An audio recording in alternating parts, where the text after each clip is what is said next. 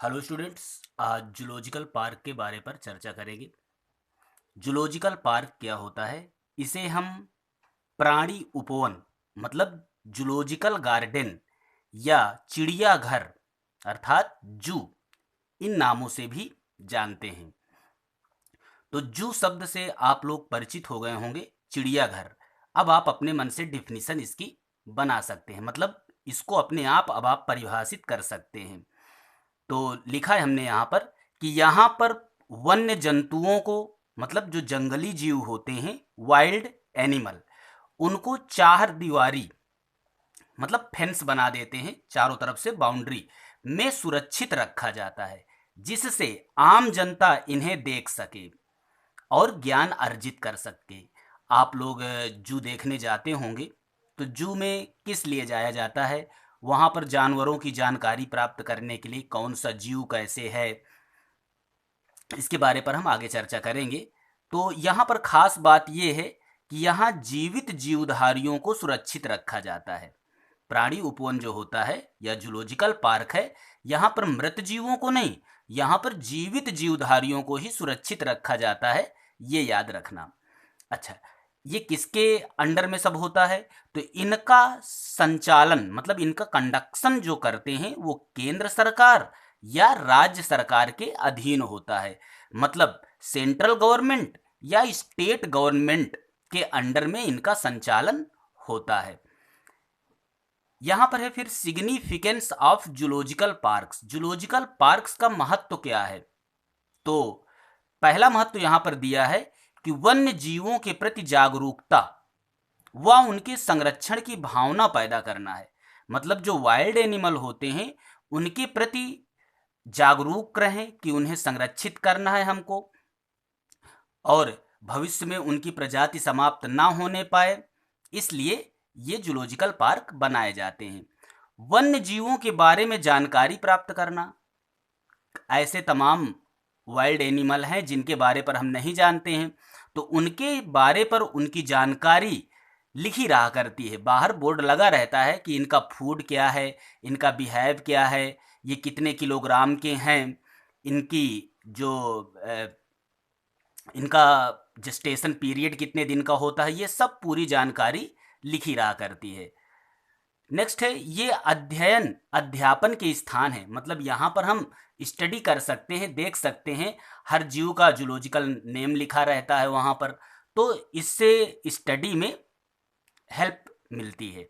Next है मनोरंजन के स्थान है। छोटे छोटे बच्चे होते हैं, उनको जानकारी नहीं प्राप्त करना, तो वो उनको मनोरंजन मिलता है, मतलब उनको देखने से उनके अंदर एक जिज्ञासा बनती है कि कौन सा जंतु है, कितना भारी है, देखिए कितना बड़ा जंतु है, या कितना छोटा है, कैसा रंगीन है ये। हाँ, तो इस प्रकार से तमाम जानकारियाँ प्राप्त होती हैं, ये मनोरंजन के स्थान भी माने जाते हैं।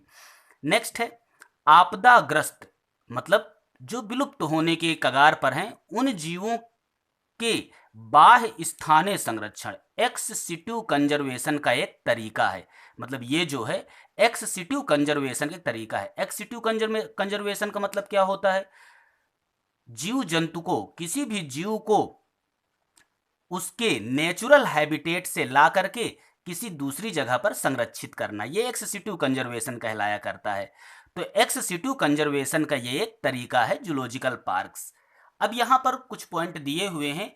बड़े जूलॉजिकल पार्क में ही, बड़े बड़े जूलॉजिकल पार्क होते हैं, उनके अंदर ही ये चीज़ें भी होती हैं। क्या? एवियरीज। एवियरीज का मतलब बर्ड्स के लिए, जहाँ पर बर्ड ज़्यादा होते हैं तो उस स्थान को हम एवियरीज कहते हैं। और फॉर इंसेक्ट्स, इंसेक्ट्स के लिए क्या होता है? इंसेक्टेरिया होता है। फॉर स्नेक्स, स्नेक्स के लिए क्या होता है? स्नेक पार्क होते हैं। फॉर फिशेस, और मछलियों के लिए क्या होता है? एक्वेरिया होता है। सिंगल एक्वेरियम कहलाया करता है। एक्वेरियम तो ऐसे भी बनाए जाते हैं, छोटे छोटे होते हैं, ये अपने घरों पर भी लोग रख लेते हैं एक्वेरियम। लेकिन ये जूलॉजिकल पार्क में, जो बड़े जूलॉजिकल पार्क होते हैं, वहाँ भी एक्वेरिया होते हैं फिशेस के लिए। नेक्स्ट पॉइंट है इसमें कि अपने देश में सेंट्रल जू अथॉरिटी, ये याद रखना, central zoo authority zoological park का मैनेजमेंट करती है। मतलब ये सेंट्रल जू अथॉरिटी जो है वो जूलॉजिकल पार्क की व्यवस्था करती है पूरी। ये 3 पॉइंट इंग्लिश में लिखे हुए हैं, इनको गौर करिए। ये क्या है? Zoological garden in Kolkata is the largest जू इन इंडिया।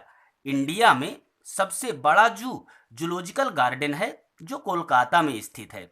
और इसके बाद यहाँ पर काफ़ी लोग गए होंगे, नंदन कानन जू, ये उड़ीसा में है, उड़ीसा स्टेट पर है नंदन कानन जू।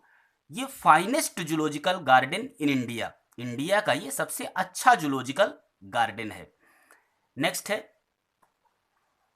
द एलन फॉरेस्ट जू, जिसे हम अपनी बोलचाल की भाषा में कानपुर जू कहते हैं, कानपुर का चिड़ियाघर, is one of the most prominent जू, ये बहुत ही प्रभावी जू है, in the northern region of India, India के उत्तरी क्षेत्र पर ये एक प्रोमिनेंट जू है, जिसे एलन फॉरेस्ट जू या कानपुर जू कहते हैं। इसके अलावा लखनऊ का जू भी काफ़ी फेमस है। तो ये जू के बारे पर या जूलॉजिकल पार्क के बारे पर कुछ जानकारियाँ थीं जो आपके आने वाले एग्ज़ाम के लिए हेल्पफुल हो सकती हैं। और अगर आप चाहें तो इसके कुछ स्क्रीनशॉट भी ले सकते हैं या वीडियो पुश करके आप इसकी नोट्स भी बना सकते हैं।